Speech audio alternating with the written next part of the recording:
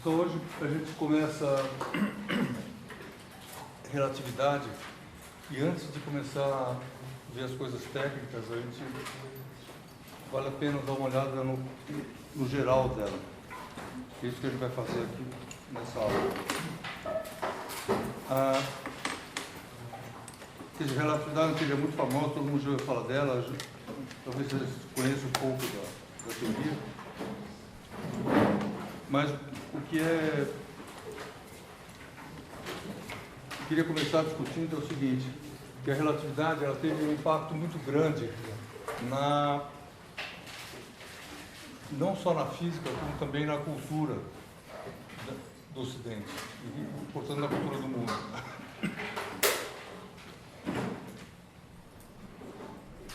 Um dos impactos, você pode ter um impacto 1, impacto 2, impacto 3, assim por diante, eu não vou numerar, claro, mas tem um monte de impactos em lugares diferentes. Um dos impactos importantes é o seguinte, sobre a ciência. Por quê? Isso aí, independentemente do conteúdo da relatividade. Pergunto, como é que a gente entende o que é a ciência? Isso é uma questão difícil. Não, mas hoje em dia, que a gente tem que conviver com superstição, com bobagem, com um monte de coisa, nesse ambiente da ciência. Mas isso também não é tão diferente do que já foi, sempre foi meio assim. Você tem que conviver com outras ideias a respeito do universo. E a ciência, supostamente, ela é diferente dos outros tipos de conhecimento. Ela é diferente? Sim. Agora, aonde está a diferença? E é muito difícil de argumentar isso. Difícil no seguinte sentido, não dá para você chegar e falar uma coisa simples a respeito. Você tem uma questão complicada e você tem que, o argumento que a gente tem que usar para localizar essa diferença é também complicado. Durante muito tempo, as pessoas falaram em método científico. E essa ideia é uma ideia acerca de ciência que ela é bastante arraigada até entre o pessoal que trabalha com ciência, estudantes de ciência e assim por diante. Qual é a ideia básica do método científico? A ideia original. Essa é uma ideia de mais ou menos de 1900, do que era a ciência. Em 1900, a mecânica clássica estava tendo um enorme sucesso na construção de uma visão de mundo e o impacto da ciência na vida das pessoas também já tinha mudado, era bastante grande. Só o que é o impacto da ciência? Normalmente, se você quiser perguntar onde que a ciência atinge você, talvez a coisa mais direta seja a saúde. Certo? Talvez e atinge a maior parte da população. Mas ela atinge de muitas outras maneiras. Por exemplo, se você pegar a luz elétrica, isso é ciência. Antes de alguém entender como é que esse negócio funcionava, não tinha luz elétrica. E aí não tinha celular, não tinha nada. Então a ciência está presente em todos esses inúmeros pedaços da nossa vida. Basta olhar para... E esse conhecimento não é um conhecimento qualquer, não é de qualquer jeito. Certo? Então, o problema da ciência é assim, como é que esse conhecimento funciona?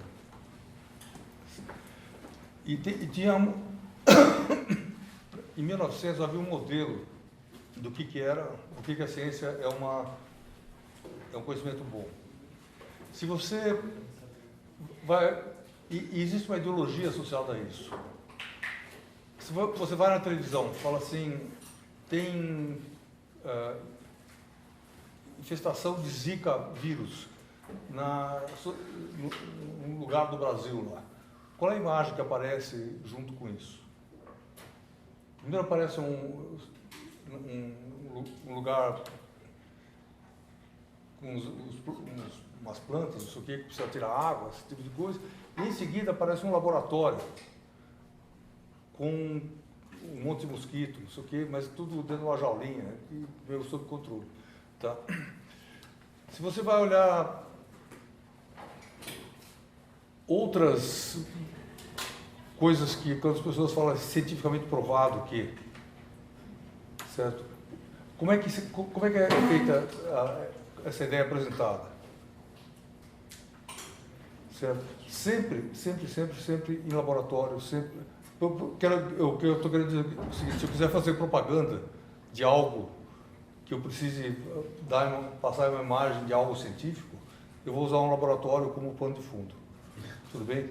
E aí um cara devidamente vestido de branco, se possível olhando no microscópio, se possível com o estetoscópio na...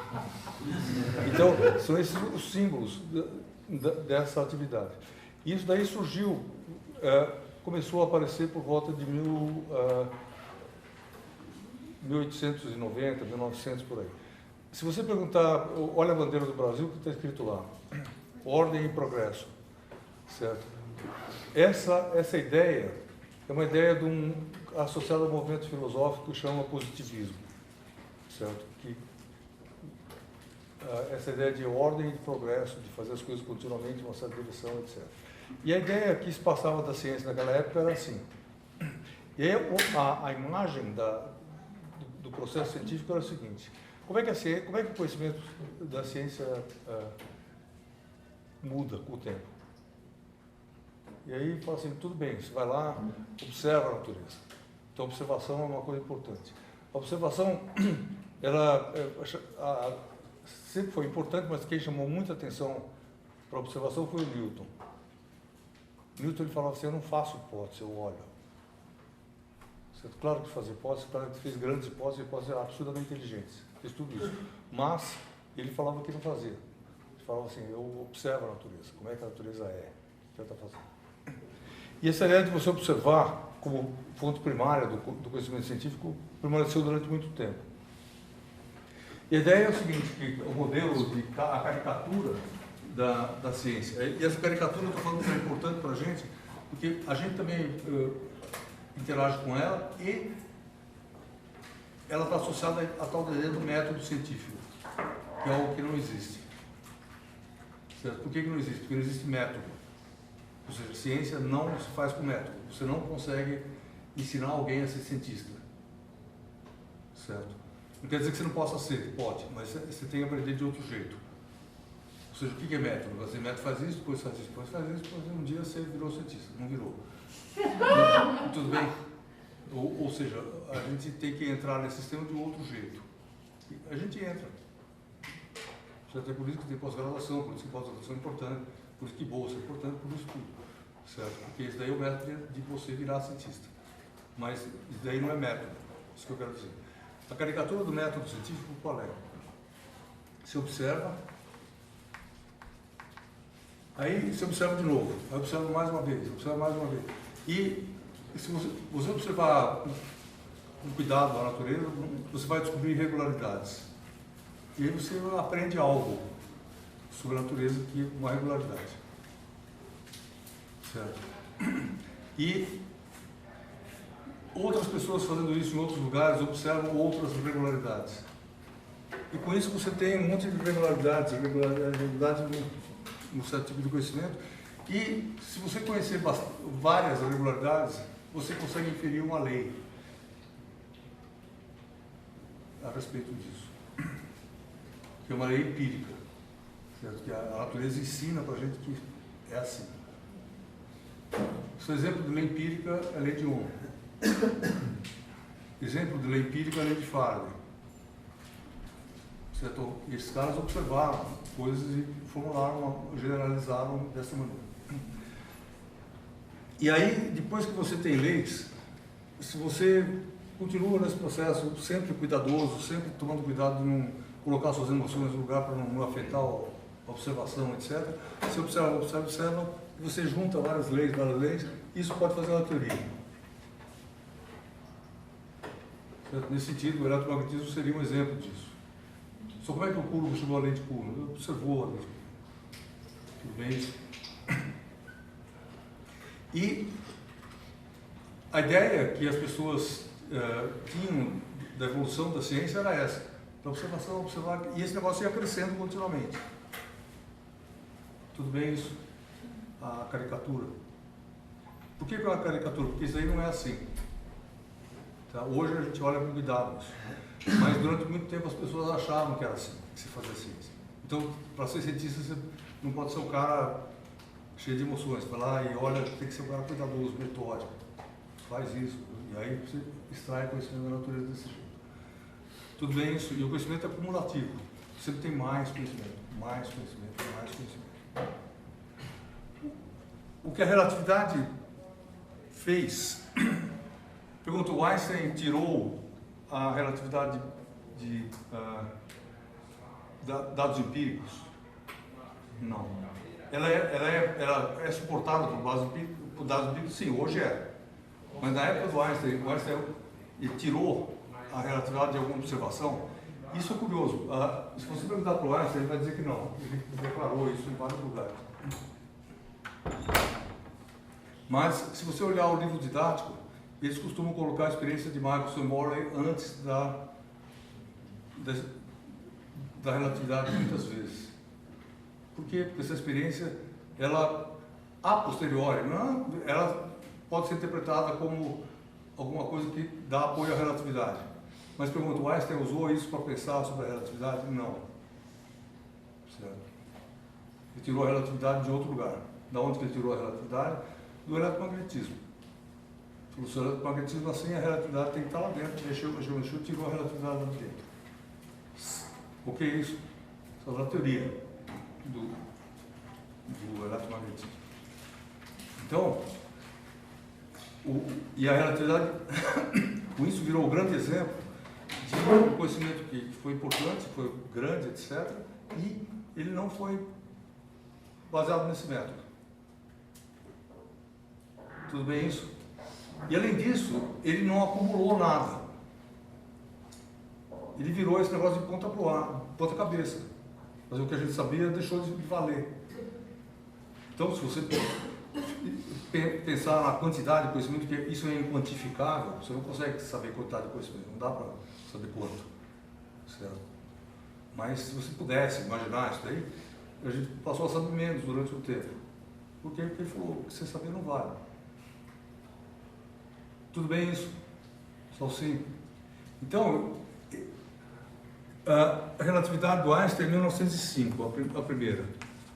Tem outra em 1915, que a gente vai falar das duas daqui a pouco. E a filosofia da ciência demorou 30 anos para abandonar isso daqui. Ou seja, o Einstein já tinha feito isso daqui, a teoria dele já era aceita, já era comentada, já era tudo, ensinada nas escolas, e as pessoas falavam em método científico, os filósofos. Tudo bem isso? Eu estou dizendo isso por quê? Porque a filosofia da ciência estava correndo atrás, estava defasada em relação à física. Tudo bem isso? O que é isso? Então, a ideia é o seguinte, que o trabalho do físico, do cientista, não é baseado em procedimentos ensinados externos desse jeito, não tem regras. Mas, na época, as pessoas achavam que tinha regra. E aí o Einstein violou a regra com sucesso de uma teoria, e aí demorou, em 1930, mais ou menos, que começam a falar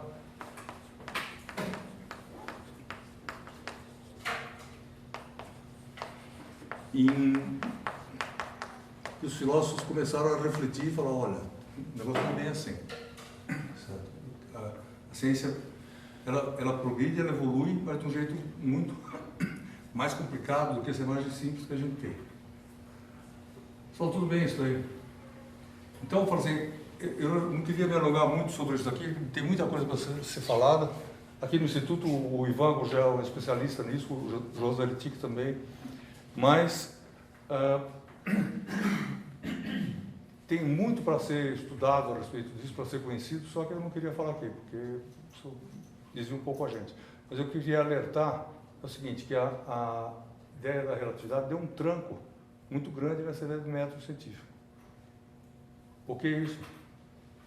Então, sim. Dito isto, é o seguinte,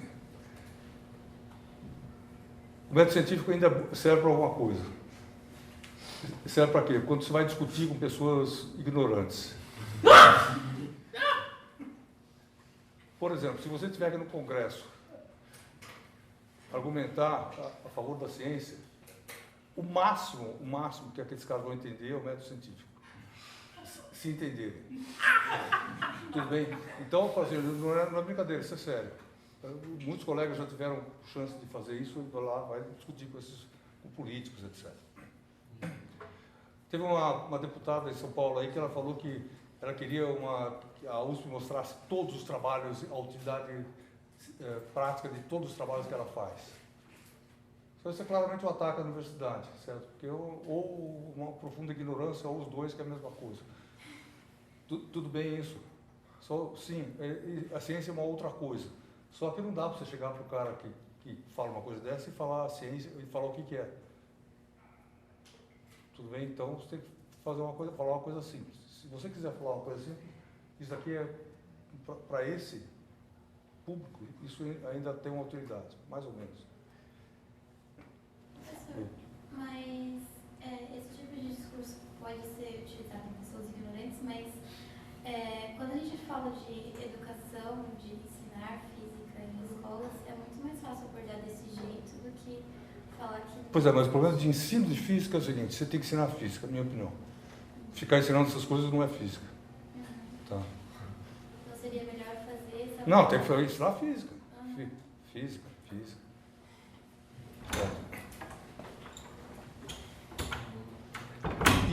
E aí tem um problema de ensinar física, que é o seguinte: física, ou você faz conta ou faz de conta.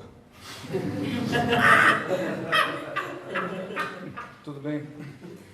Então, cuidado com isso, porque a gente tem muitos atritos internos aqui no Instituto por causa disso. Tem gente que discorda dessa ideia. Tá?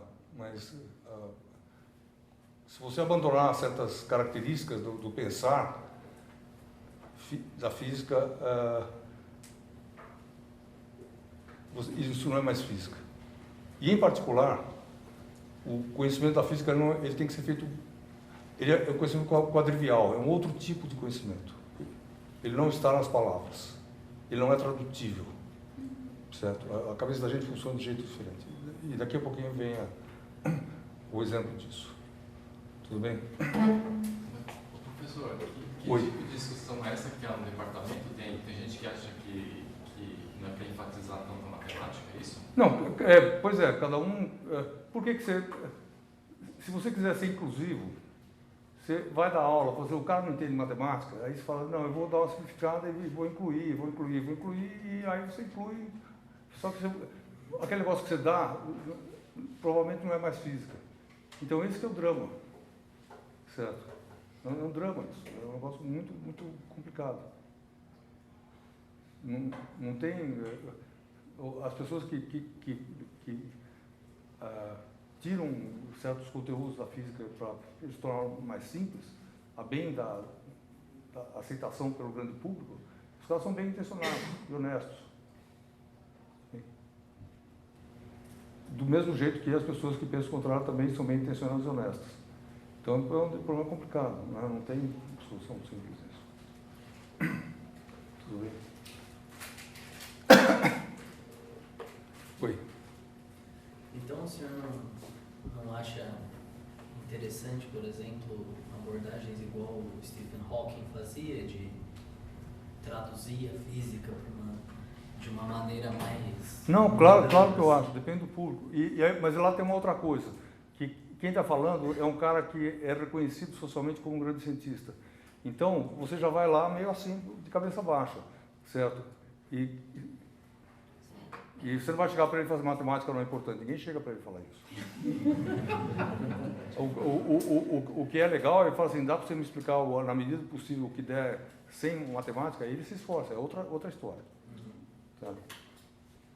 Você sabe que ela está lá e você sabe que você não entende, naquele nível, naquela velocidade. Se você estudar mais, você entende, mas se estudar rápido, você não entende. Então, isso também é legal. A divulgação científica é super importante. Ok, então o impacto da física na ciência é que da relatividade, foi a relatividade o grande exemplo de uma coisa que tinha uma regra e ele violou a regra e também era bom. Então, simplesmente ele falou que a regra não era boa. Tudo bem isso? E aí essa discussão abriu. Um herói a ser lido, com certeza é o Kuhn. Thomas Kuhn, que ele pegou essa discussão, caminhou, ele tem outras ideias super interessantes aqui, que também é muito legal saber, só que também não dá para conversar aqui hoje, só isso. Mas é importante estar aberto para esse cara e outros. Okay? Porque eles acertaram, alguns, no meu entender, alguns alvos do que é fazer ciência, que é uma questão difícil. Tudo bem isso?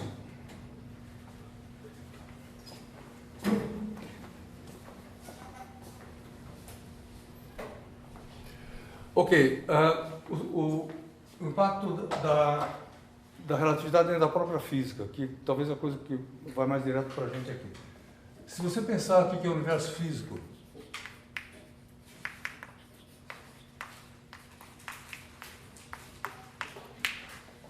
isso também é uma coisa estranha, porque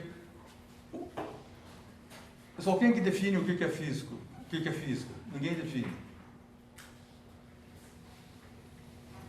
Tudo bem? Se você quiser me processar por ensinar física, má física, você pode? Aqui no Brasil pode, mas em geral não é assim. Tudo bem? O que é isso? Por quê? Porque não tem padrão. Só você consegue processar o médico por praticar má medicina? De certa forma, sim, porque tem um conselho, um órgão regulador dentro da medicina que decide o que é bom e o que é ruim. Se aquela prática, o cara agiu bem ou não agiu bem. Aqui na física não existe isso. E muitas outras áreas também não existe. Então, o que é física é alguma coisa que é regulamentada coletivamente pelos pares. E se eu fizer uma coisa aqui no Brasil que é parecida com a coisa que o cara faz na Inglaterra ou nos Estados Unidos, e aqueles caras foram físicos lá, eu também sou físico aqui, eu sou físico aqui, eu sou físico lá, e assim a coisa vai. Tudo bem isso? Mas é a prática que decide isso, não tem uma regra. Não pode falar se é físico, agora você não é mais físico. Isso não existe. Então é um negócio que é sempre controlado sociologicamente. Isso que é importante. Não existe outra dimensão onde isso possa ser controlado. E esse universo físico, se você olhar o livro-texto, que é o que unifica a prática dos físicos, se você olhar isso, o livro-texto Kuhn chamou atenção para isso. Só o livro-texto a gente uma coisa banal, detesto o rádio, isso aqui. Mas você vai olhar, esse tipo de livro, mais um pouquinho para cá, mais um pouquinho para lá, é usado no mundo inteiro. Tudo bem isso? Então, se você, e ele é legitimado pela adoção nas todas as escolas de física do mundo. Aqui não adota o Halliday, mas adota um que, se você olhar, ele é 0,1% diferente. Então, assim, pode mudar o estilo, a abordagem pedagógica, mas a ideia é o que está lá é parecido. Tudo bem? Então, o Kuhn falou assim, olha o livro-texto, quer saber o que é um assunto? Olha o livro-texto. Porque é isso que unifica a nossa prática. Nós somos todos filhos do mesmo livro-texto. Tudo bem? Okay. E aí, se você for olhar o livro-texto, do que se fala, certo? Você nunca fala de certas palavras. Certo? Você não fala espírito, não fala outras coisas. De vida, não fala muito, fala um pouquinho. Tudo bem? E aí você fala mais outros, fala massa, energia, etc. Então, isso tem uma seleção dentro das coisas dos assuntos que eu posso abordar. Essa comunidade seleciona, pela sua prática, algumas palavras, alguns temas, alguns conceitos. Tudo bem isso? Aí você vai olhar no livro-texto que conceitos que estão no Halliday, por exemplo, ou outro livro qualquer. E os conceitos que estão lá podem ser divididos em três setores, três classes.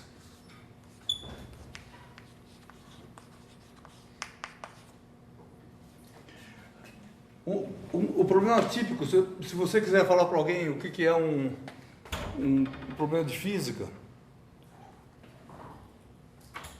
o cara pergunta, o que você estuda física? O que é um problema de física?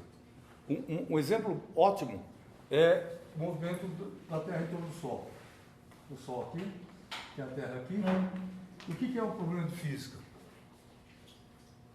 Só o que é o problema? O que você quer? Qual é o desejo que você tem nesse problema? Você quer entender a órbita da Terra, quer saber quanto tempo dura, por que dura tanto, por que ela fica aqui e não vai para lá. Essas coisas que você quer entender. Tudo bem isso? Aí tem certas coisas intermediárias que tem que usar para entender, você precisa outras coisas. Mas o seu desejo, normalmente, é entender o que a coisa é, o que ela está fazendo, para onde ela vai. Tudo bem isso? E esse desejo, normalmente, está no espaço e no tempo. Quer saber o que acontece? Tudo bem isso? Então, a ideia é a seguinte, se você imaginar que isso aqui é uma espécie de dança cósmica, certo? O que regula o jeito que esse negócio é dançado? Quem que manda nisso? Como é que funciona? Certo? E aí, se você vai olhar o jeito que um problema desse tipo é descrito. E aí, o que é curioso é que esse problema é igualzinho a esse daqui.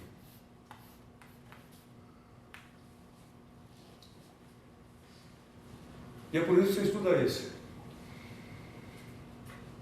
Tudo bem? Por quê? Porque isso daqui traz dentro dele todos os ingredientes de um problema científico. Só que é mais formulado mais simples para iniciantes. Eu solto aqui e ele cai aqui. Tudo bem isso? Atira a pedra, solta aqui e cai lá. Tudo bem isso? Mas o problema é o mesmo. Ou seja, ele contém os mesmos elementos, só que aquela um pouco mais articulados, aqui mais simples. Sim, isso. Só aí como é que você aprende física? Faz esse problema, e a sua cabeça percebe um padrão que não é dito para você. Essa prática você apreende um padrão de comportamento, de problemas, e isso, aí você aprendeu física. Então, tudo bem. Física enquanto uma coisa mais distanciada. O que é isso? É sobre perguntar esse problema, o que tem aqui? E se você olhar, tem uma parte do problema que é meio tácito. Ninguém chega para você e fala assim, olha, antes de eu desenhar isso aqui tinha espaço. Ninguém fala isso, mas fala. Primeiro fala, pera, depois eu estou dizendo isso. Tudo bem isso? Sem afirmar isso explicitamente. Mas essa mensagem está sendo passada. E tem espaço, e tem tempo. Quanto tempo, né? Quanto tempo, né? Quanto tempo? De posição. Certo? Esses são os problemas. Então, nesse problema de física, paira um palco. Então, o que é o palco? O palco é essa coisa aqui.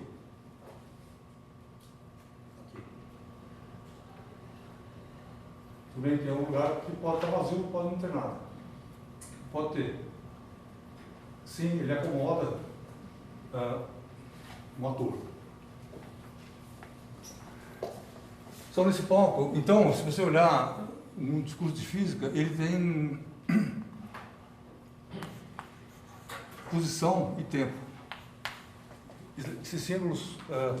E aí, a sua pergunta fala, eu estou sendo quadrivial, que eu não quero usar essas coisas aqui, não quero escrever espaço e tempo. Tudo bem? Estou indo para o mundo dos símbolos. E tem espaço e tempo. Aí, que é a coisa básica. E tem atores, que eu sou um ator, que eu estou no palco. Tudo bem isso? Isso é uma coisa. O sol é um ator. Aquela caixinha que escorrega também é um ator. Os atores têm classes de atores. Quer dizer, você pega todos aqueles atores, no fim, quando você aprende a fazer física, você olha isso aqui e fala assim, tudo bem, o sol atrai a Terra porque é brilhante. O que é isso? Teve gente que já pensou isso. Inclusive o Kepler. Que isso aqui era considerado a hora de Deus, a Terra passava mais rápido, perto de Deus, e coisas desse tipo. E a luz tinha uma relevância, mas o jeito que essa coisa é formulada hoje, a luz do Sol perdeu a relevância na discussão. Do mesmo jeito que perdeu a relevância a cor da caixinha. Você não tem, só você chegar lá, tem uma caixa que vai põe uma polia aqui, vai quiser complicar, vou polia, vou peso. Aí ele fala assim, não, eu tenho uma dúvida, professor, qual é a cor da caixa? Tudo bem? Você aprendeu a não fazer isso. Como é que você aprendeu? Alguém fez e levou um tapa tão espetacular que deixou claro que não era mais para essa pergunta, não era para você. Aí você fala, vai agora a cor. Não vou perguntar a cor da caixa. Tudo bem. E aí, os atores relevantes já passam a ser massa e, por exemplo, carga elétrica. E na versão que a gente estuda dessas coisas, tem campos aqui. Tem o campo gravitacional, tem o campo elétrico e magnético.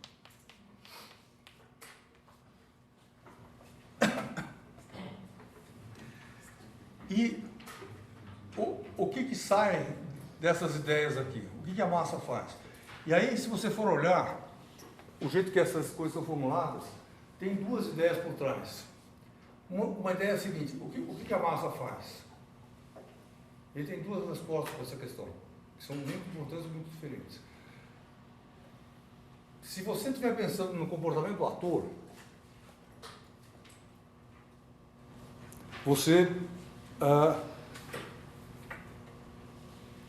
a gente se preocupa com a seguinte questão, fala assim, uma massa, põe uma massa aqui, outra massa aqui, elas interagem, tudo bem isso? Só que cara que tem a interação formalmente? Ou uma energia ou uma força. Tudo bem isso? No universo clássico normal, daqui sai uma força. Uma força. Uma força com uma explicação. Com um discurso por trás. Fala assim, essa força aqui ocorre porque uma massa atrai outra massa, a lei da gravitação de Newton. Tudo bem? Ou você fala que essa carga aqui atrai a carga porque campo elétrico e campo magnético. Tudo bem? Se tiver velocidade. O que é isso? Então, o discurso, assim, explica uma força. Só o que é explicar? Se você for procurar no dicionário,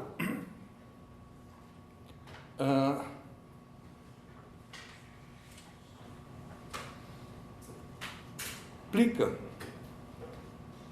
e prega é a mesma ideia. Você vai fazer uma prega numa roupa, o que você faz? Você dobra por assim, costura, tudo bem? Ou seja, essas coisas quer dizer dobra. E explicar, tudo bem? É alisar e tirar as dobras, tudo bem? E de certa, ok, então isso aqui de certa forma explica isso. Se é um negócio gruvinhado, você não entendeu tudo, mas entendeu algo. O que é isso? Só pega esse problema aqui. Você sabe que nessa versão, você está falando que tem a força-peso aqui. Força-peso o que é? Essa força também, com outra cara. Massa da Terra atraindo a massa da caixinha. Força gravitacional. Como é que você resolve esse problema aqui? O que falta? Qual é o ingrediente a mais? Só o que você quer saber? Eu quero saber o seu peso, que hora que a caixa chega aqui embaixo? Quando? Como é que você resolve isso?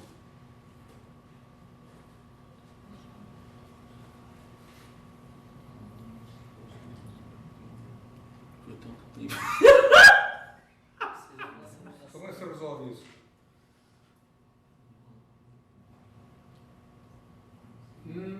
Não estou entendendo a pergunta, professor. Estou perguntando o seguinte, eu falei para você, tem um peso aqui, tem a massa da caixa, soltei a caixa daqui, perguntou como é que você calcula eu não quero saber isso aí. Daí eu já sei, é dado. O que eu quero saber? Quando ela chega aqui embaixo. Como é que você faz essa conta? Pelo espaço que ela está percorrendo. Como é que você faz isso?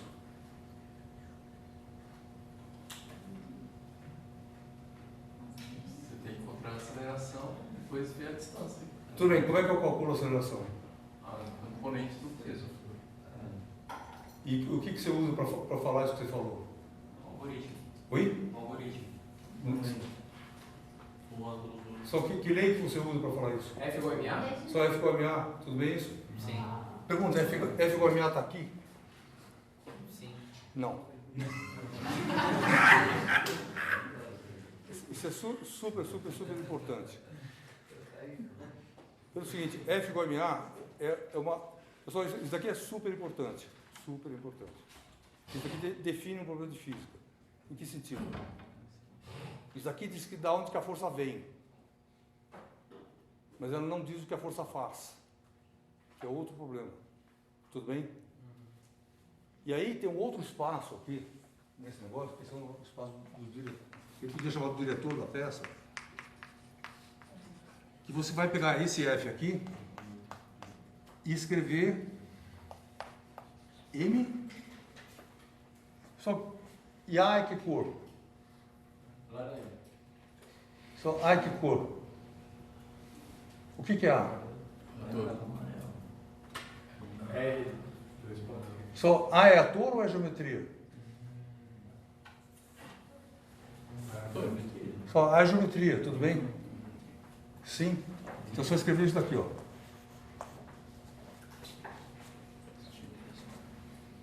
Ok? E essa lei aqui, ela é super mágica, importante, maravilhosa, etc. Porque ela faz a conexão desse mundo daqui de baixo com o palco. Se você integra isso, você vai ter uma posição, então você sabe a posição em função do tempo. Tudo bem isso? Só assim? Isso aqui é uma coisa incrível. Você está acostumado com isso, não acha tanto, mas isso daqui é incrível. Certo? E o que a força faz? Ela acelera. Se ela acelera, isso aí tem implicações no espaço-tempo. Então, isso aqui relaciona o mundo dos objetos, das coisas, com a geometria, o espaço e o tempo. Que é a geometria também. Tudo bem isso? Só sim? Então, esse negócio, essas duas outras que vem aqui, isso aqui, liga lá em cima.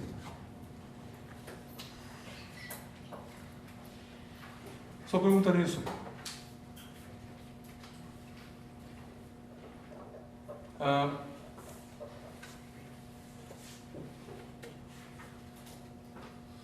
Falta um conceito importante para esse quadro ficar completo aqui, que é o seguinte: onde fica a energia? Que cor que é a energia? Amarela. A energia amarela? Branco, minha massa.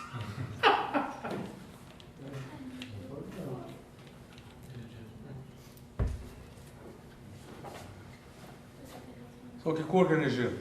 Eu pergunto assim, ela mora aqui ou mora aqui? Ou mora em outro lugar?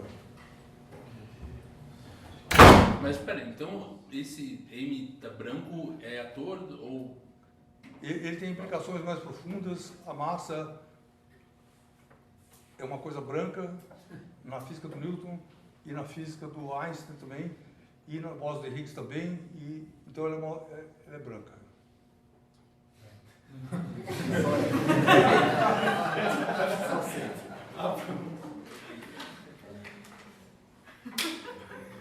Tem carta branca. Pessoal, tudo bem, esse branco quer dizer o quê? Quer dizer que é alguma coisa que é uma grandeza menos dependente do observador do que essas daqui.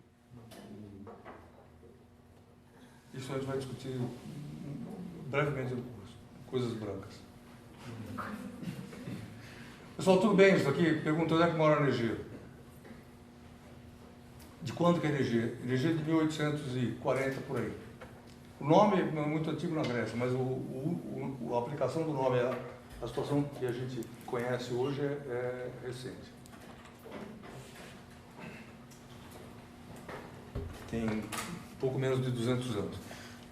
Quando a energia surgiu, as pessoas acharam que a energia morava aqui embaixo. Sim, porque a energia podia ser uma coisa. E aí tem um velho problema, pergunta, esse corpo tem energia cinética? Sim. Só sim. E a resposta é sim, não. Porque ele tem para você e não tem para mim. Sim. E isso daí torna difícil que energia seja uma substância. Tudo bem, porque ela depende de quem olha. Peso, uma coisa. Uma coisa não depende da quantidade de coisa. Tudo bem, depende de quem olha. Então, quando as pessoas começaram a perceber isso, tinha uma situação confusa e ela foi resolvida pela primeira contribuição importante de física teórica de uma mulher. Que ela formulou um teorema de Noether, e isso em 1910, 15 por aí, paralelo à relatividade. Primeira vez que uma mulher fez uma contribuição realmente muito peso na física teórica.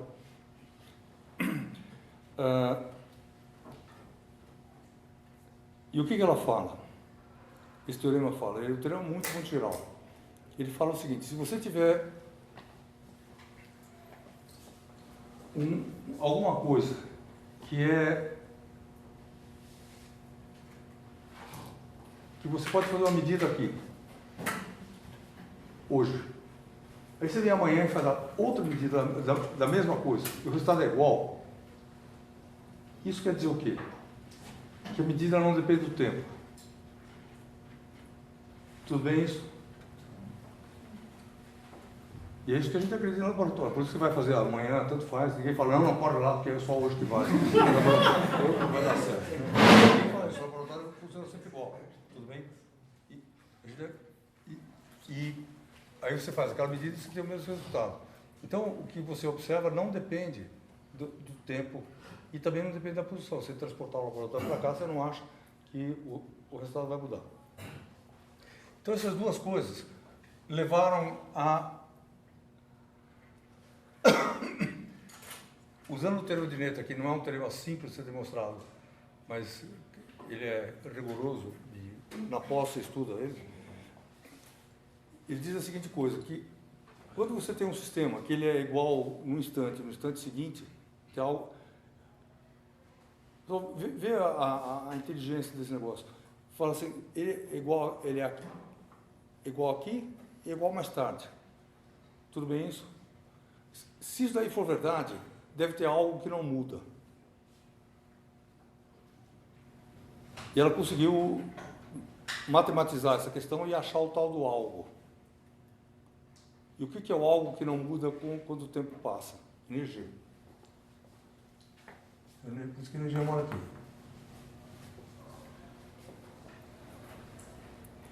Certo. E aí ele fala assim, o que tem algo que não muda quando pega o sistema aqui, põe aqui e ele é igual. Certo? Ele não depende da posição. Esse algo, o que materializa essa não mudança? P. E se você falar que ele não depende também da direção que você está olhando, o momento angular é conservado. Tudo bem isso? Então, o que eu estou dizendo é o seguinte, você consegue, hoje, o teorema de Noether, isso não foi sempre assim. A conservação da energia era uma lei empírica. O pessoal percebia que a lei, a energia era conservada. Mas o que a Noether conseguiu explicar é por que era conservada. Então, ela associou a conservação da energia à uniformidade do tempo. Tudo bem isso? E aí isso é muito curioso, porque isso fica uma coisa assim, né?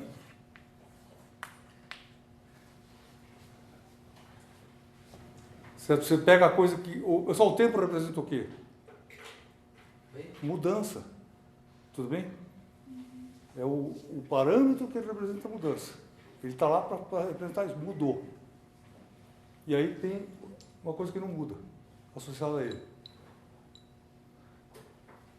No mínimo curioso, né? Só pergunta.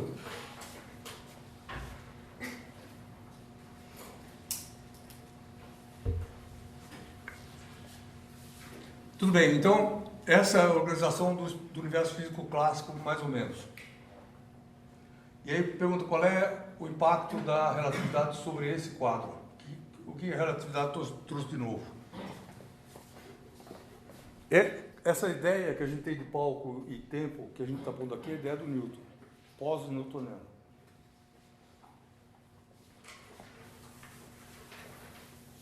O que a relatividade fez? O Einstein. Em 1905,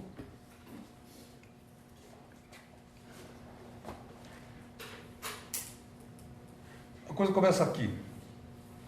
O que o Einstein percebeu? Falou, a primeira página do trabalho que está citado na apostila, você pode ler aí mais tarde, porque é um pouco longo. A primeira coisa que ele fala no texto, antes disso, como é que chama o trabalho o qual ele apresenta a teoria da relatividade? Chama Sobre a Eletrodinâmica dos Corpos em Movimento. Bem, não fala em relatividade, fala em eletrodinâmica. Tudo bem? Equações de Maxwell. E ele falou o seguinte, ele cita esse problema na primeira página. No primeiro parágrafo, ele começa falando isso. Você pega um ímã, pega uma espira. Tudo bem? Você mexe o ímã. Tem corrente na espira? Sim. Tem. Por quê? Como é que você explica isso?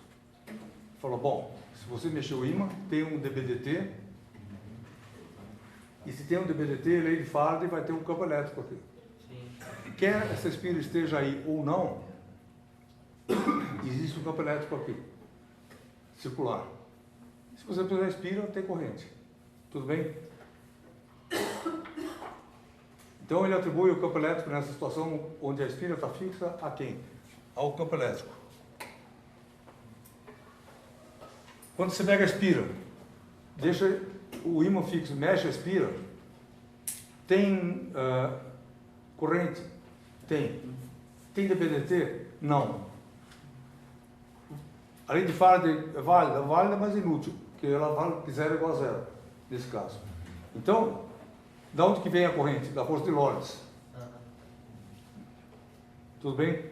Porque você tem uma carga em movimento em presença de um campo magnético. E aí ele falou, não, agora vem daqui. Certo? E aí o que o Einstein falou? Falou assim, não pode, isso daí não pode ser verdade, a não ser que isso daqui seja um cara diferente da mesma coisa. Tudo bem isso? Que eletromagnético depende de quem olha. E com isso, o que ele faz é reforçar isso daqui. Essa ligação, que já estava dentro do magnetismo, mas ninguém tinha olhado com essa força. Certo? E aí ele falou, bom, agora eu quero fazer uma teoria que o eletromagnetismo seja válida em qualquer referencial. Não falou de referencial inercial, ele não fala isso. Que é uma coisa que ninguém sabe o que é isso. O Newton falava de estrelas fixas, estava com grande dificuldade de fazer esse discurso. Tá? E a gente usa isso também um pouco em física, mas é sempre complicado. E o Einstein falou, o eletromagnetismo é bom num sistema de referência e no outro. Ele fez isso, o que aconteceu? Para que isso seja verdade, espaço e tempo têm que ser grudados. Tá, e a gente não fala mais espaço e tempo, a gente fala espaço-tempo. Ele virou um conceito só. Tudo bem isso? Se isso daqui já estava ligado com isso, daqui já estava ligado com isso, automaticamente isso daqui ligou aqui. Sim. Então, momento e energia também são uma coisa parecida. Então, tudo bem? Pergunta?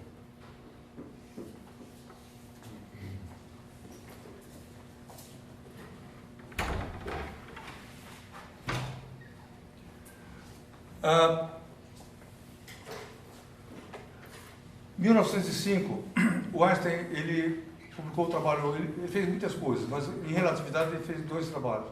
O trabalho que ele chama sobre a eletrodinâmica dos corpos de movimento, e logo em seguida, uma semana depois, ele mandou um outro trabalho e falou assim, será que energia tem inércia? Com essa pergunta. E a sensação que dá é que ele tinha esquecido desse problema quando ele escreveu o trabalho aqui.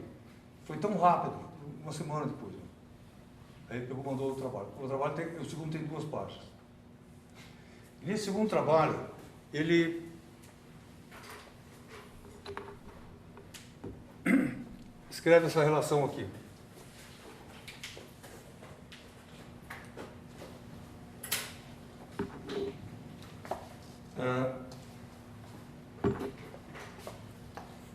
E igual MC2.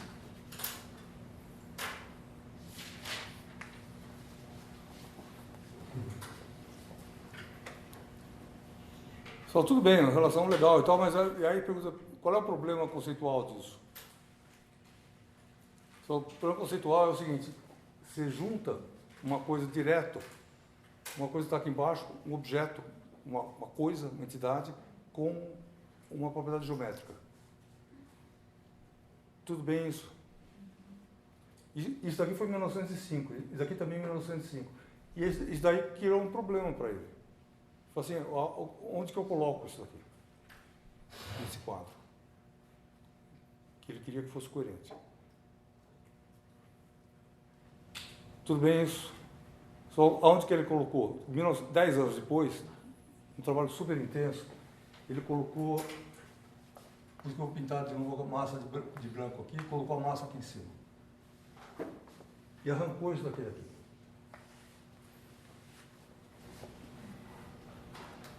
Certo? Ele fala o seguinte, que essa ideia é que você põe uma massa aqui, ela tem um campo em volta,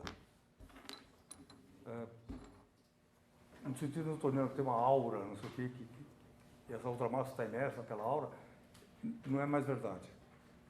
Tá, e aí, o que ele fez? Ele falou o seguinte, que a massa é capaz de agir sobre o espaço e o tempo. E com isso, encurvar o espaço, entre outras coisas. Tem várias coisas, efeitos, sim, tem um montão de efeitos, mas alguns efeitos mais espetaculares é o seguinte, se você puser um relógio, aqui é uma massa grande, pequeno também acontece, só que você não consegue observar, então tem que ter uma massa grande, põe a massa grande aqui, põe o relógio aqui, aqui e aqui. O relógio anda em velocidades diferentes, dependendo de onde você puser. Tá, então, a massa afeta o funcionamento do relógio. Ele afeta também o comprimento da régua. Aqui. E aí, tem essa famosa ideia de curvatura do espaço, que precisa tomar um pouquinho de cuidado com ela, que é o seguinte. Isso aqui é um círculo. Se você pergunta o que é espaço curvo, isso aqui é espaço curvo? Não. Por quê? Se você for uma formiga e você andar em cima desse papel torto, assim, tanto faz assim ou assim, você vai medir 2πr nessa circunferência. Tudo bem? E aí, espaço curvo é uma outra coisa. É meio isso aqui.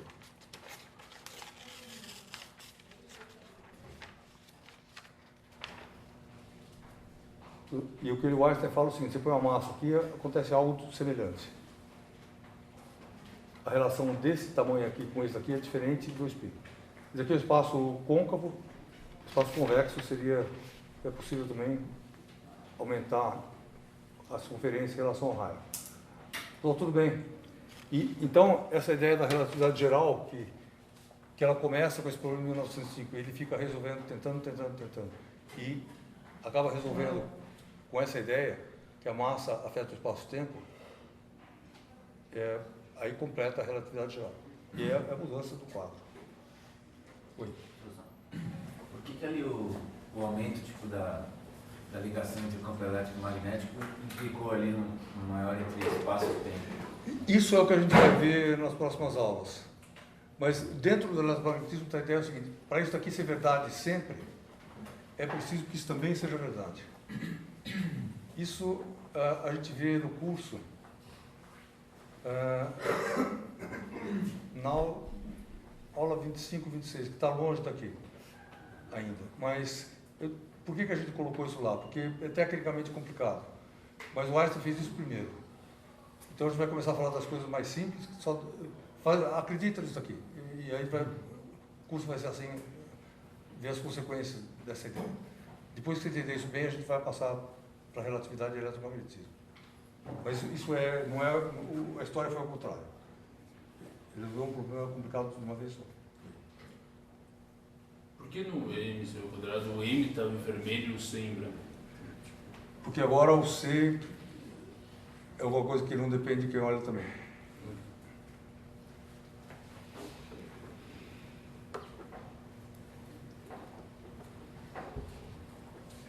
Daqui a pouco. Só pergunta.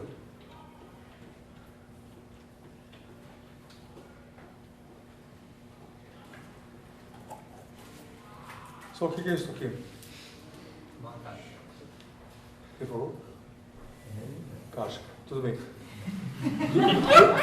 Do que ela é feita? Qual é a forma dela? Cubinho. Tá. Isso aqui parece uma brincadeira, mas é absurdamente importante. Pelo seguinte, você já tinha visto essa caixa? Não. Só tudo bem isso.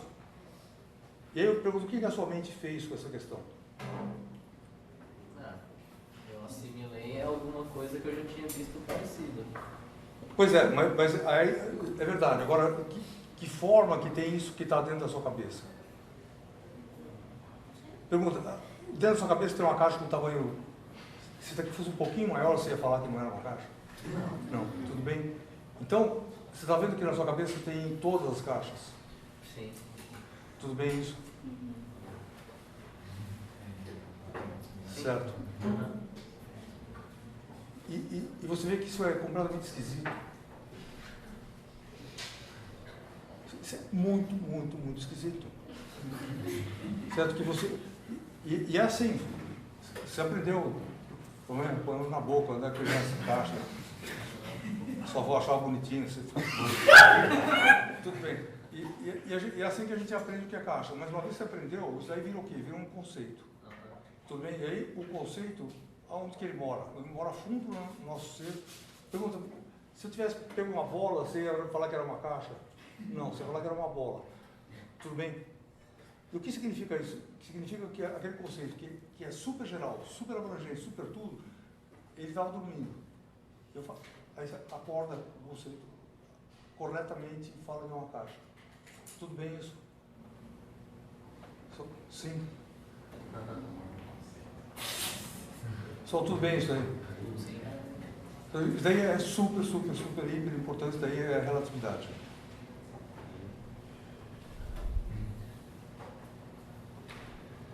E aí a pergunta assim, para você lembrar que isso aqui é caixa, você sai de casa fazendo um triângulo, caixa, bola, regra. Você não precisa fazer isso. Tá? Isso aqui está absurdamente silencioso dentro de você. Tudo bem? Só assim. Sim. E aí na hora que tu caixa. O que é isso? Só tudo bem? Então, isso é um conceito. Aí, se você quiser...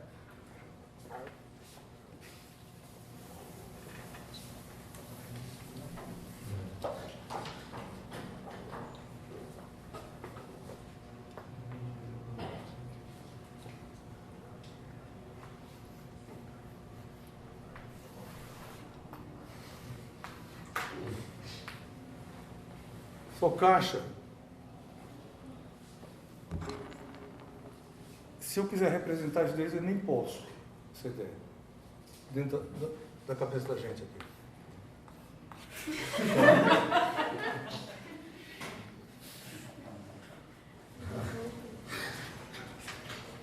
Só tudo bem isso? E aí pergunta, imagina que você queira dizer o que eu mostrei para você. Aí você falou falar a caixa. Por que você não falou a palavra box? Porque eu falo português. Então, porque fala português. Ok? E aí eu quero dizer o seguinte, na hora que você deixa esse negócio escapar por aqui,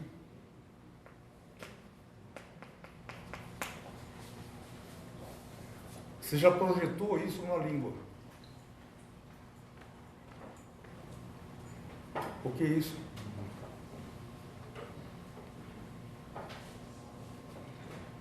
A gente faz isso, mas aqui já é uma projeção. Tudo bem isso? Só e aí, se eu quiser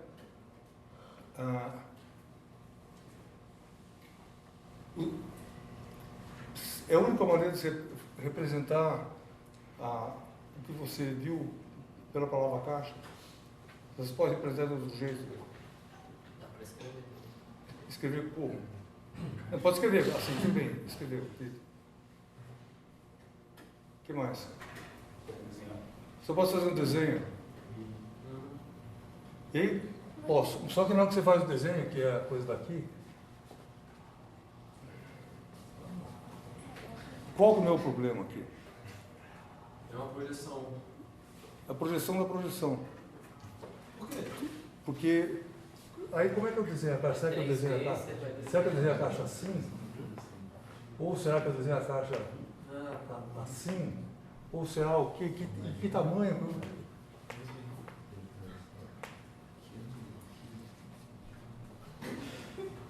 Você percebe isso?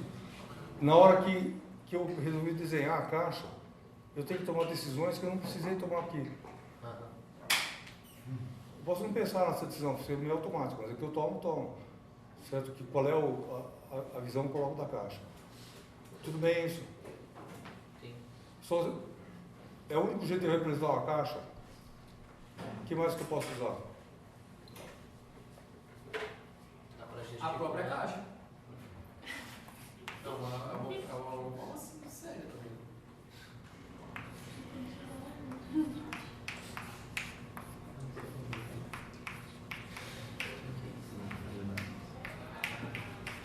Só tudo bem, eu posso representar a caixa assim. Pelos pontos do vértice. Sim. Isso aqui eu posso ainda complicar isso muito mais, que eu estou representando a caixa assim, mas eu poderia ter pensado nela assim, que é mais complicado por a caixa aqui, que complica mais ainda. Tudo bem isso. Então, a moral da história é o seguinte, existem vários códigos que eu posso usar para representar essa coisa que você falou, que você viu aqui. Tudo bem isso? Cada código tem uma especificidade diferente. Só o que é isso?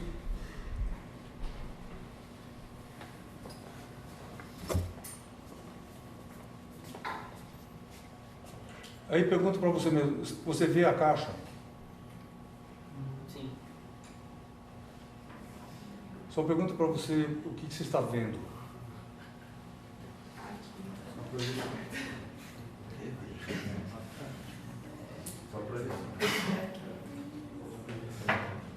Só tudo bem, você está vendo esse pedaço de trás? Não está vendo, tudo bem isso? Ou seja, o que o seu olho apreende é, de novo, uma parcialidade da caixa. Tudo bem isso? Sim? Sim. Só o que é isso? Aí, outra questão que a gente faz o tempo todo, pergunta, fica olhando para a caixa, assim, e pergunta o que a pessoa o pessoal do lado de cá vê é igual ao que o pessoal do lado de lá vê.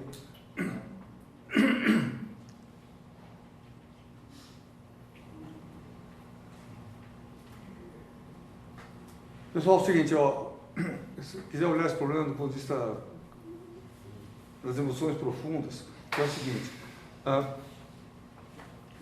eu sou ateu, tudo bem? Só que isso daqui é uma coisa religiosa, que você acabou de fazer.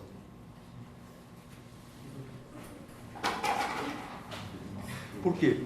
Porque a sua mente, ela agiu de uma maneira extremamente complexa, e ela falou várias coisas. E ela falou o seguinte, ela jogou você dentro do jogo da relatividade. Por quê? Porque quando você falou que o colega seu não vê o que você vê, você disse o seguinte, você é uma coisa, uma pessoa, aquele outro cara é uma pessoa igual a você, você admite que a sua visão é parcial, que você aprende uma parcialidade disso aqui, e você admite também que a outra pessoa admite outra, que percebe outra parcialidade. Tudo bem isso? Só sim. Nesse instante, você separou o objeto de você. Você atribuiu uma autonomia a isso aqui. Certo? Você falou assim, isso aqui é mais do que eu. Só tudo bem que você falou isso? Isso aqui é o que você vê, mas também é o que o seu colega vê. Falou, o que é isso? Sim. E aí, isso é relatividade. Por quê? Porque você tem a consciência total desse jogo aqui, fazendo que a minha visão é relativa ao ponto onde eu estou. Depende. Você não acessa isso aqui.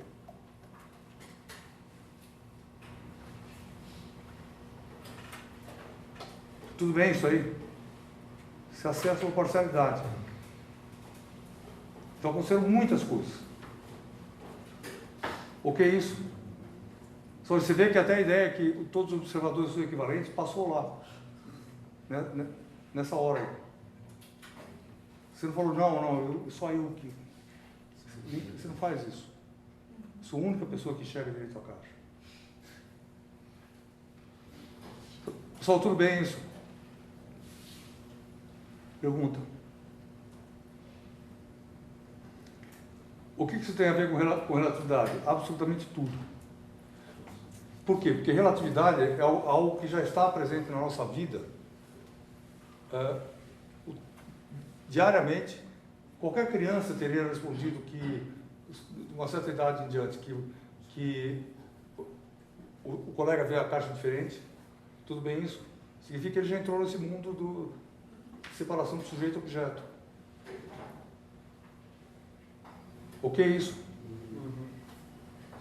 Sim. Então, tudo bem isso aí? Relatividade. Que a relatividade ela tem esses elementos.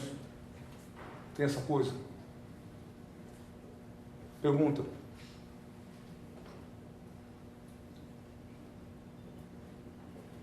Então, o jogo de relatividade você joga de muitos jeitos. Se eu sair um pouquinho da sala aqui, assim, e perguntar para esse pessoal daqui, vocês estão me vendo? Que resposta vocês vão dar? Não. Mas o pessoal de lá está me vendo? Sim. Tudo bem isso. Você vê que coisa esquisitíssima isso. Que é o seguinte, que a sua consciência, ela sai de dentro de você e você passa a transferir essa consciência para outra pessoa. Sim. Professor, então essa coisa desse transporte, essa relatividade geral que você está falando, no geral, então não é uma coisa inata nossa? Eu diria que não é inata, mas ela é socialmente treinada. Isso quer dizer o seguinte, se você for numa aldeia de índios que nunca tiveram contato com gente da nossa civilização e mostrar para ele que isso, o cara provavelmente não vai falar nada. Por quê? Porque ele não treinou essa coisa. O que é isso? Tá. Tudo bem? Só pergunta nisso.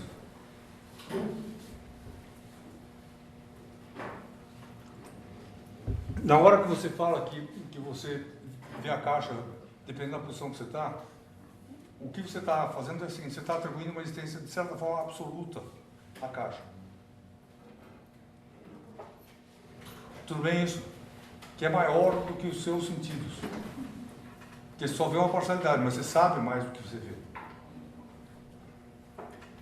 Tudo bem isso? E aí você fala, olha, aí você não fica surpreso porque você já esperava que acontecesse isso. Falou, ok? Pergunta. O que é a relatividade do Einstein agora? A relatividade do Einstein é o mesmo problema. E a coisa mais errada, você pode não saber nada de relatividade, mas você estudou aqui, pelo menos você tem que falar uma coisa certa. Falar que o Einstein não disse que tudo é relativo. Certo? O objetivo dele era exatamente o contrário disso. A relatividade serve para exatamente o contrário de dizer que tudo é relativo. Falar, liberou geral, tudo é relativo. Sim, não é isso. O propósito dele era o contrário. Qual era o propósito dele? O mundo da física, com o qual a gente trabalha, é um mundo parecido com esse aqui. Porque a gente não trabalha com essas palavras assim, a gente trabalha com esses símbolos, com essas ideias, com essas equações matemáticas, é isso que a gente faz. Tudo bem? Aí, tudo eu fiquei dando aula até hoje aqui, eu falo equação de Maxwell, é isso que a gente faz, trabalha com nessa linguagem. O que é isso? E aí, qual é o problema do Einstein? Ele falou assim, será que tem alguma coisa que independe, que essa cara é só uma fantasia de algo, e tem alguma coisa unitária por trás, absoluta por trás dessas aparências? Está tudo bem? Pergunta dele. Onde que está o absoluto? Oi. Eu não entendi a pergunta. Pergunta dele foi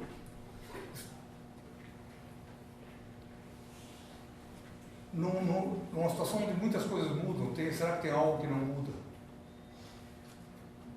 Ou seja, a pergunta dele, aqui a gente viajou o percurso da caixa ao contrário do Einstein, porque a gente já sabe que é uma caixa, a gente brincou com isso. Tudo bem isso? Mas o Einstein vai ao problema contrário, ele vai olhar as equações da física e perguntar o seguinte, será que tem uma caixa escondida lá? Será que tem um absoluto? Que é algo que não varia, que não depende de quem olha? Sim. Essa relatividade que a gente falou aqui é a relatividade espacial, que é muito importante, por conta, certo? Que a gente está, esse objeto, eu mexo no objeto e eu estou olhando as características espaciais dele. O que o Einstein se pergunta é o seguinte, será que quando eu estou em movimento relativamente a outra pessoa e a gente vai ver coisas diferentes, será que não tem uma coisa nessas diferenças que é igual para um e para outro? Tudo bem isso? Então, o que o Einstein fez é o seguinte, ele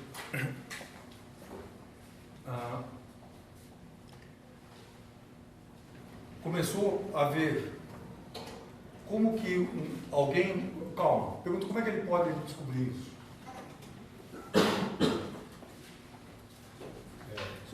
Aí é o seguinte, como é que ele pode saber se as equações de Maxwell, por exemplo, o eletromagnetismo depende de quem olha ou não depende?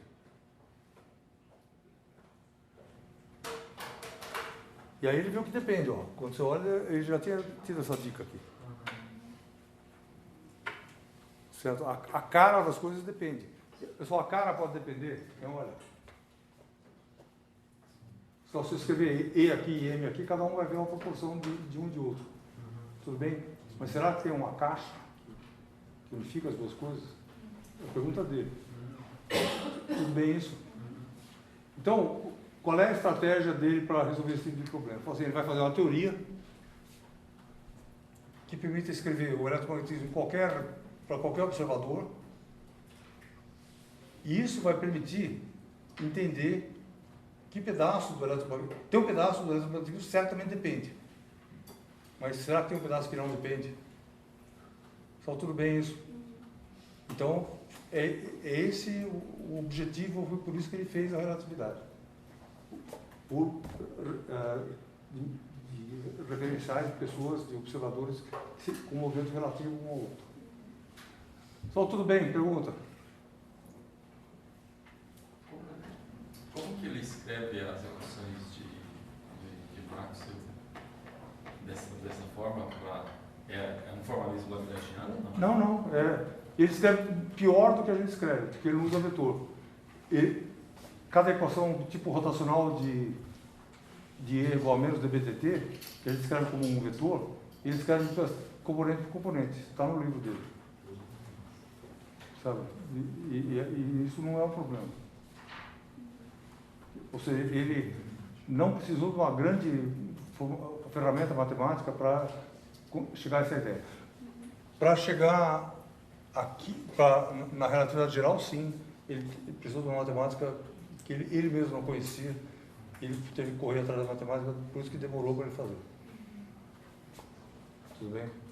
Mas a relatividade especial, não. Só uma pergunta nisso.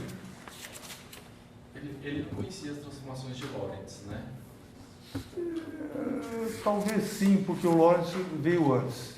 Mas ele deduziu isso para que o eletromagnetismo seja o mesmo em qualquer referencial. Ela tem que valer. Então, de certa forma, ele rededuziu num contexto mais amplo. Sua pergunta? Oi. Você pode só dar um nome, assim, uma indicação do que é a matemática tão absurda que não tinha aparecido ainda na restrita e ele teve que desenvolver e correr atrás para geral, que você falou?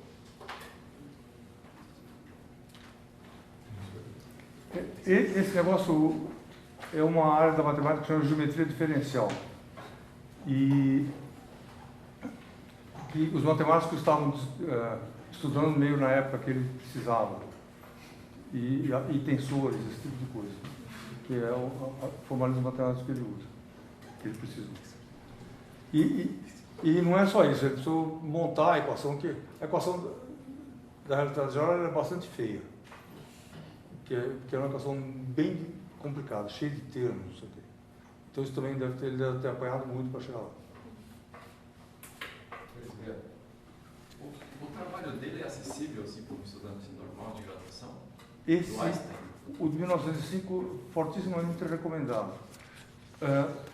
Vale a pena, se você souber um pouco de relatividade, fica mais fácil. Porque você consegue entender o que ele está fazendo lá. Se você já souber a resposta. Se você não souber a resposta, isso vai dar mais trabalho você descobrir o que ele está fazendo ali. Mas o que eu quero dizer é o seguinte, se você faz um curso como esse aqui, você está pronto para ler o livro. E aí tem 15 páginas. Sim, né?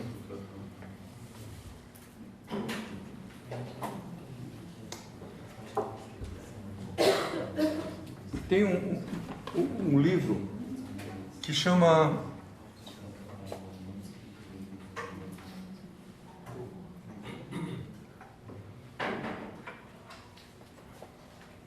eu trago ele aí, eu mostro, aí você vai para a biblioteca e olha, porque tem um monte. É que eu não quero falar errado aí, depois você vai procurar e não acha.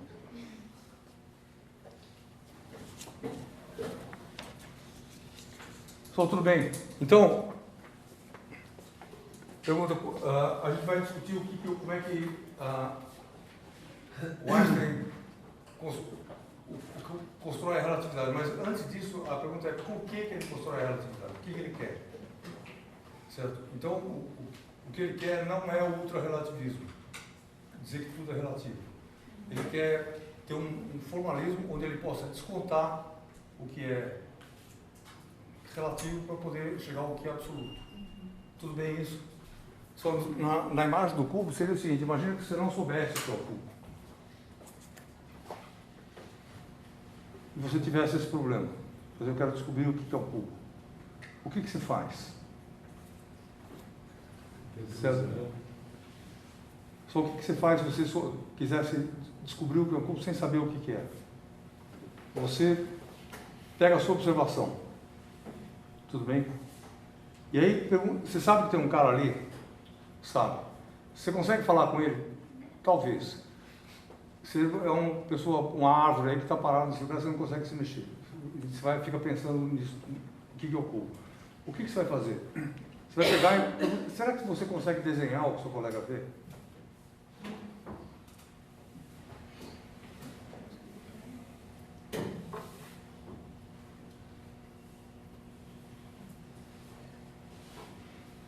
Só tudo bem, isso daí é importante. De novo. Será que você consegue desenhar o que o seu colega vê? Com algumas hipóteses, sim. Tudo bem. Aí você faz o desenho. Tudo bem? E aí você manda para o seu colega. Você consegue conversar com ele via internet. Não tem câmera fotográfica, mas tem internet. Escreve lá. Certo? E você fala assim, o meu desenho é assim, está certo? É isso mesmo que você vê? Eu acho que você vê isso. Certo? Eu pergunto assim, é isso mesmo que você vê? Pergunta para ele. Se ele falar que sim, o que você aprendeu? Não, aprendeu que sua hipótese é boa. Tá, mas Certo. se você não perguntar para mais gente, uma pessoa. Então, exatamente, é isso que o problema do Einstein. Pergunta, você consegue fazer observações em dois referenciais diferentes com movimento? Eu? Alguém consegue? Consegue. Dá para fazer. E dá para comparar. Dá. Sim. Então é o seguinte, você faz uma hipótese, imagina o que o outro vê. É isso? Não é. Você vai lá e corrige a sua hipótese. Você fica feliz porque a sua hipótese é boa. Tudo bem isso? E aí, o que eu quero dizer é o seguinte, sem você sair do lugar, você consegue sair do lugar fisicamente, ou seja, mudar de referencial, você consegue ter uma consciência expandida do que é aquele objeto. Uma consciência maior do que o seu olhar. Tudo bem isso? Só sim? Só e aí sim que o cubo é a consciência maior do que o seu olhar. Tudo bem? Sim. A gente já tem isso aqui porque a gente já brincou com ele assim. Mas imagina que não tenha tido essa chance. Ok? E aí a ideia do Einstein então é conseguir essa consciência mais abrangente. E ele tem que fazer uma teoria do que o outro vê. Certo? Se a teoria bater é porque a ideia é boa. Tudo bem isso? Só sim. Então, para você saber o que é absoluto, você precisa de uma teoria de relatividade. Não adianta você ficar sentado na pessoa árvore, ficar olhando lá e falar assim, aquela minha percepção é totalmente verdadeira e absoluta, porque o mundo é assim. Você precisa testar isso.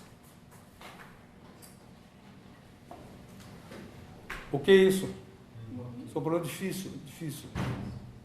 Mas super legal. Pergunta. Ok, então o propósito do Einstein na teoria da relatividade, ter uma teoria que ensine a gente a mudar de referencial, ensine você vendo uma coisa o que o outro vê, é isso que a gente tem que aprender, e em sabendo isso, se essa teoria for boa, a gente pode cavocar a teoria e perguntar para ela o que é absoluto. Tudo bem isso?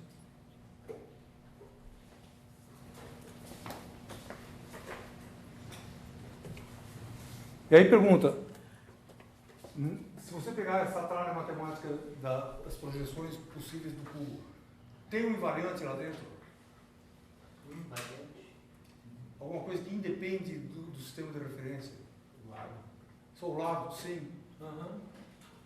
Se você olhar, a descrição desse mundo vai ser horrorosa. Essa daqui também. Mas aí você subtrai uma da outra, eleva ao quadrado e dá uma constante. Tudo bem isso? Então você achou um invariante. Escondido lá dentro. E os ângulos também são. Sim. Ok?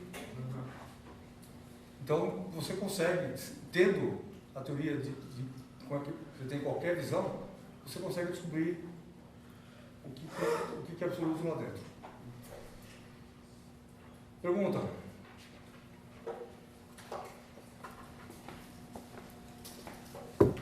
Então, isso é muito importante quando a gente trata a relatividade enquanto teoria, porque a gente tem que entender para que ela serve. Você vai ter uns resultados esquisitos, não sei o que a gente se diverte com eles, mas qual é o propósito da teoria? É descontar o que é relativo. Sem a teoria eu não consigo fazer isso, preciso de uma teoria para saber o que é relativo. Mas não é nisso que eu estou interessado no absoluto. Oi. quando eu acho assim, invariante, meio que eu tenho uma confirmação de que eu tenho alguma coisa absoluta. Porque senão, né? Não, pois é, em moral só você pega e faz, eles fizeram e acham várias coisas. Oi. Na relatividade de Galileu, o que seria esse invariante? Eu acho que ela é geométrica nesse sentido aqui. São Tá. coisas Espaço. lados e ângulos. Tá.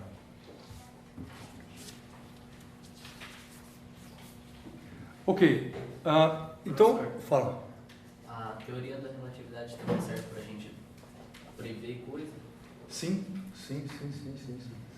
Quer dizer, ela serve para a mesma coisa que a teoria do Newton serve. Tá. Para prever e explicar o mundo. Professor, não sobre a relatividade especificamente, mas no contexto que você está falando mais no começo da aula, tipo, ciência, tem que descobrir as coisas. Tipo, quando você mostra essa caixa, se eu planificar a imagem que eu vejo dela, aí não vai mais ser invariante os ângulos e as distâncias. Porque num plano, a projeção da caixa não mantém os ângulos e distâncias. Pois é, mas é isso que é o mundo. E como que você lida com a possibilidade de você estar vendo o invariante e ter a impressão de que ele varia, sendo que na verdade é só a sua impressão? E o invariante, na verdade, não Então, por isso que o jogo da caixa ele chama atenção para isso. Você vê que o que você vê aqui não é o invariante. Você não vê o complemento. Mas na caixa, como você sabe a caixa, você sabe que ele está lá. Tudo bem? Ou seja, quando eu falo que você olha os invariantes, eu não penso para você olhar para a caixa. Eu penso para você pensar sobre ela.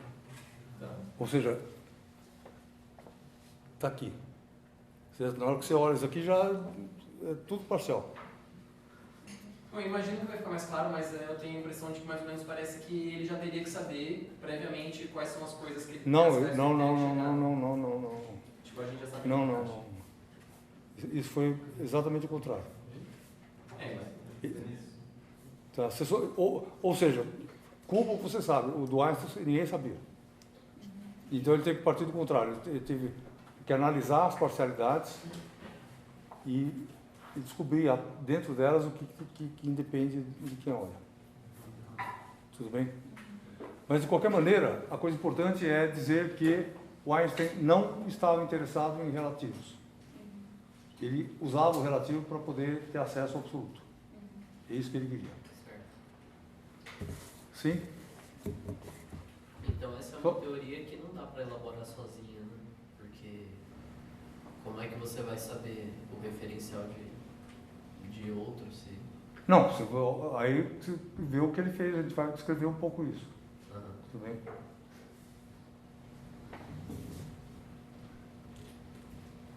Mas é o seguinte, sozinho, ou seja, se você se mantiver... Isso é uma coisa muito importante.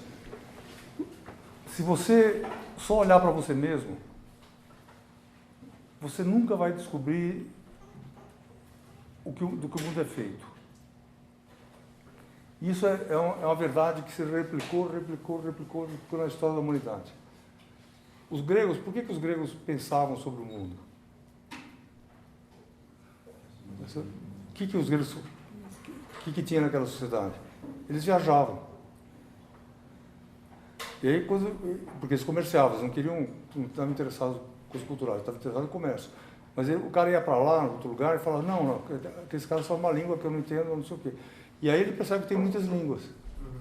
Se você não fizer isso, você não percebe, você acha que a sua língua é a língua natural. E aí você acha que o mundo é igual a você. Tá? Então, a diferença, e é por isso que, parênteses, democracia precisa ser plural, porque é esse jogo que nos ensina que nós somos.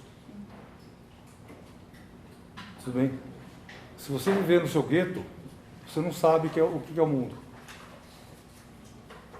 Tá, então, a ideia de pluralidade, Grécia, pensamento, democracia, e não por acaso a democracia veio de lá. Do jeito que veio, não era a mesma coisa da gente, mas é assim. Tudo bem isso? Então você precisa do outro. Você precisa do diferente para que ele que ensina quem você é. O que é isso? Só assim. E você precisa do diferente do olhar, diferente, precisa de tudo diferente. Quanto mais, melhor. Pergunta. Ok.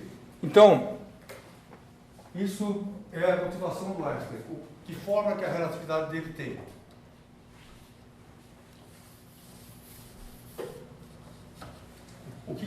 Como é que ele começa o problema dele? Ele fala o seguinte: dois postulados. E saber o postulado de cor não é importante. O problema é entender o que elas querem dizer. A primeira postulado, ele fala o seguinte: que as leis da física não podem depender do observador. Nenhum.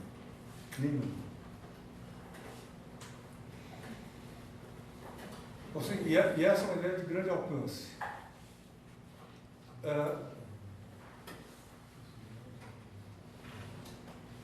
E ela tem uma expressão matemática que a gente vai discutir daqui a pouco.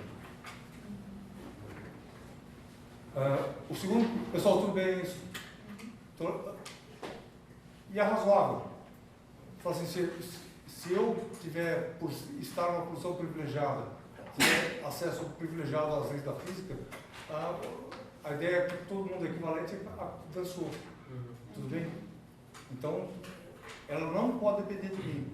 E aí seria que angústia isso.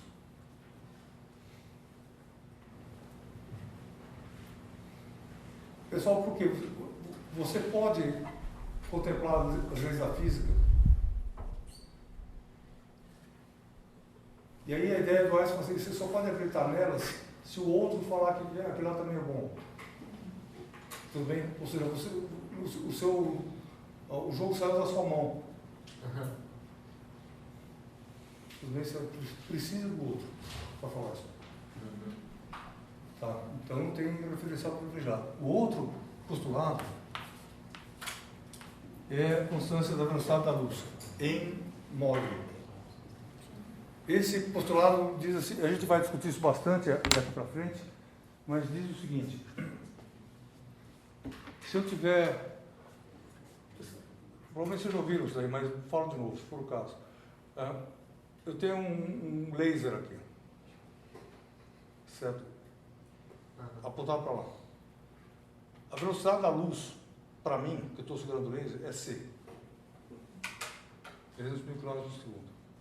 E o que aquele postulado diz é o seguinte: que se eu montar um trem, andar com o laser assim, que velocidade que você mede? C. Tudo bem isso? Ou seja, você não vai somar a sua velocidade e a velocidade da luz. E se eu virar isso ao contrário, mesma coisa. Tudo bem? Aqui se falaria que é C menos V. E aí, mesmo que eu ande com 0,99C na sua frente, aqui, uma velocidade muito rápida, a luz anda com C para mim aqui. Para você também a velocidade da luz é C. Tudo bem isso? Ok? E esse postulado, ele é claramente estranho em relação à física do Newton. Só tudo bem isso aí? Mas assim ele já propõe uma coisa que invariante, né? Exatamente. Ele faz a luz à caixa. Tá. Tudo bem? Esses postulados aí foram... Espera um pouquinho. desculpa. Tudo bem isso? Foi isso que ele falou, luz à caixa. Ela que unifica as visões dos outros. Mas ele... O que nós temos em comum? O que nós sabemos? C. Fala. Esses postulados aí, ele colocou depois do estudo sobre o elerodinâmico de corpos. Não, ele fala isso lá dentro. Tá. E da onde que sai a velocidade da luz? Das leis de Maxwell. Equações de Maxwell. Certo? Então tá. Tudo lá dentro. Por que a gente dá isso nesse curso? Porque o curso de eletromagnetismo tem a ver com relatividade. Tudo fechando. Oi. Ele começou com esses postulados e foi vendo que era verdade, ou ele fez depois? Jamais saberemos. Pelo seguinte, porque o Einstein, ele escreveu, ele não era uma pessoa famosa, quando ele escreveu esse texto, ele escreveu o texto, publicou, tá? Está escrito lá, você sabe. E ele não se comunicou com ninguém, a não ser com um amigo particular dele, sobre as ideias que muitos se dizem fazendo, eu estou pensando nisso, o cara fala, não, legal, pensa assim, não sei o que. Tem cartas guardadas que indicam como é que o cara está pensando. O cara do Einstein não tem isso. E é a primeira vez que alguém pediu oficialmente para o Einstein relatar como que ele descobriu isso. Isso foi em 1916, acho. Ou seja, 11 anos mais tarde dele ter feito. E eu pergunto para você, você pega alguma coisa que você fez 11 anos atrás e fala assim, como é que você fez? Não faço ideia. Você consegue falar alguma coisa? Sim. Ah, pensei, mas isso aí já é uma reconstrução. Você mesmo já vai bebido na reconstrução. Sim. Então, você não tem nenhum documento, nenhum, claro que os casos por causa do idade, mas não tem nenhum documento que diga, eu pensei assim. O que tem oi. Tem cartas dele para Mileva, né? Que isso, se você for ver no livro de História da Ciência, você vai encontrar. Tipo, Sim. não confirma nada, mas dá indícios que Sim. tinha a ver com isso. Sim. E tem o Bessel lá, que é um amigo dele.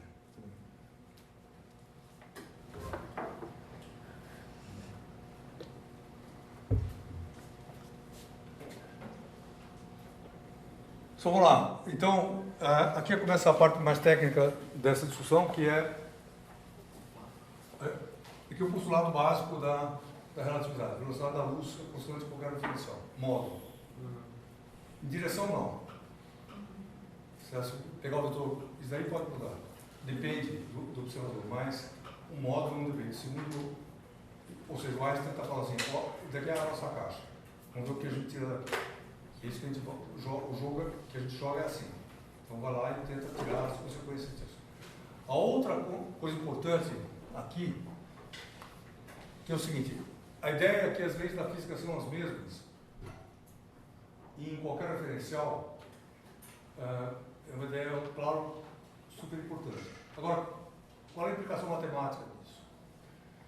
Aí tem um nome que pode ser assustador.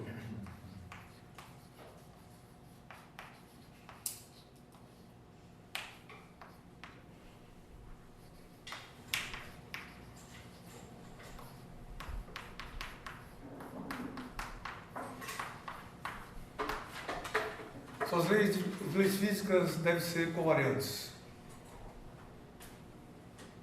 O que quer dizer isso? Você está cansadíssimo de saber isso. Pelo seguinte.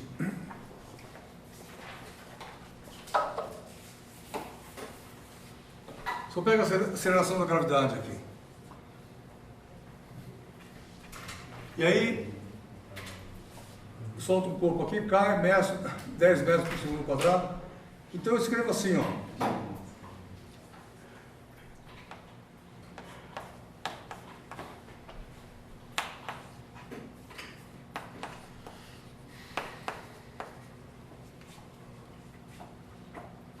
Tudo bem? Só qual é o problema disso? Oi? Para onde? Não, para baixo aqui. Tá. Só tudo bem isso aqui? Escrever a lei assim? Não. Qual é o problema? Falta as coordenadas. Oi? Falta as coordenadas. Que coordenada? Falta o eixo, são o vetor. Eu não sei para onde são esses Informação. 10 metros por segundo. Mas eu estou falando para baixo. Mas seu baixo, qual o seu baixo? Pessoal, tudo bem que você aprendeu que não deve escrever isso e não sabe por quê.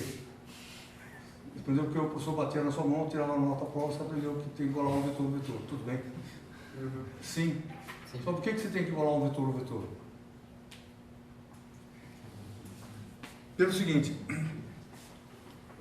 um vetor que nesse caso aponta assim, se eu pegar esse sistema de eixo assim, tudo bem. Agora se eu pegar esse sistema de eixo assim,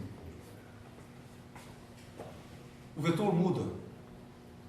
Não, na sua natureza não. Só o vetor muda. Não. As projeções do vetor mudam. Sim, não. Nesse eixo aqui. Ah, sim, sim. Tudo bem isso? Aham. Então, é o seguinte, o vetor é uma coisa, a projeção é outra coisa. Aham. Tudo bem isso?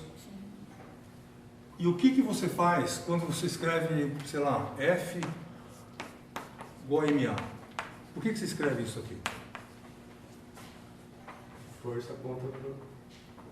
Então, para onde que qual é o sistema de eixos que define essa relação? Qualquer. Nenhum, tudo bem? E você se livrou do sistema de eixos. Tudo bem isso? Então, sim, isso aqui é absurdamente importante. A gente aprendeu a fazer isso. Só o que é isso? Então, em rotações, a gente já aprendeu a igualar um vetor a um vetor. Por quê? Porque na hora que você iguala um vetor a um vetor, você se liberta. Eu falo que esse vetor é igual a esse, que é f da QMA. Falar isso, nunca, se você mudar de referencial, você vai fazer isso. Tudo bem? E aí você criou um absoluto.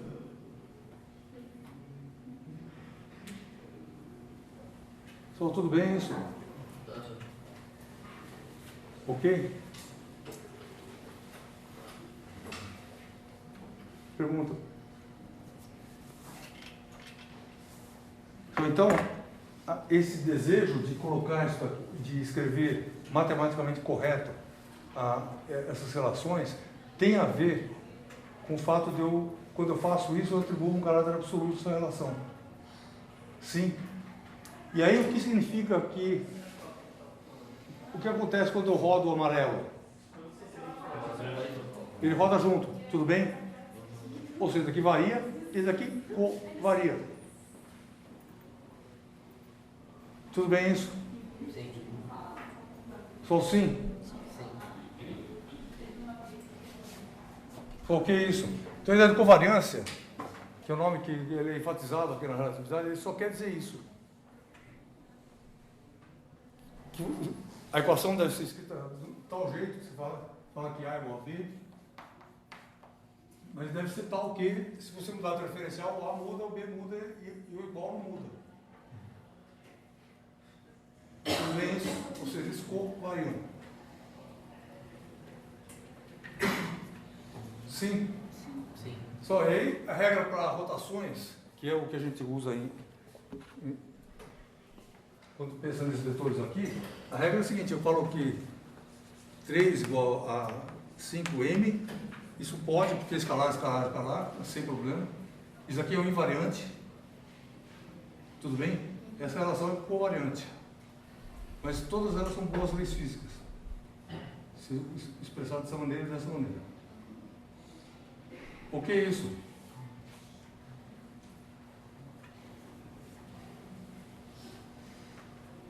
Pergunta. Então, moral da história. Resumo super rápido da relatividade, que a gente vai ver. O Einstein não está interessado no relativo, está interessado no absoluto. Tudo bem isso? De certa forma, ele está interessado menos nisso e mais nisso.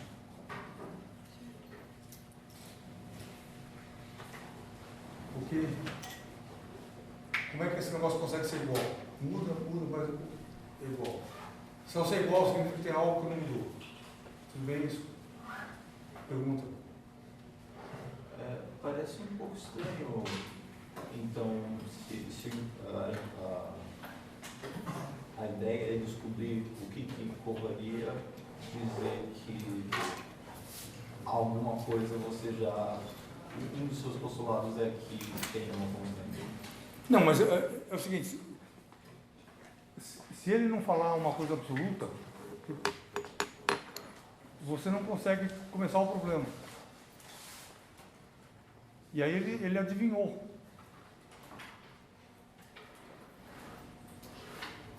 Sim, postulou o que é absoluto. Por velocidade da luz. E por que a velocidade da luz? Não, é a velocidade da luz. Seria a hipótese, né? É uma hipótese, exatamente. Uma hipótese. Que é o que você faria, de novo, se você quisesse saber o que é um cubo sem poder sair daí. Sem fazer uma hipótese. Aí você fica pensando anos, só assim, não, eu vejo uma face assim, uma face... Ah, talvez tenha uma outra face lá atrás que é parecida. Percebe? Você faz uma hipótese, você não vê isso, não tem certeza. Mas você imagina aqui. E aí você vê as consequências dessa hipótese.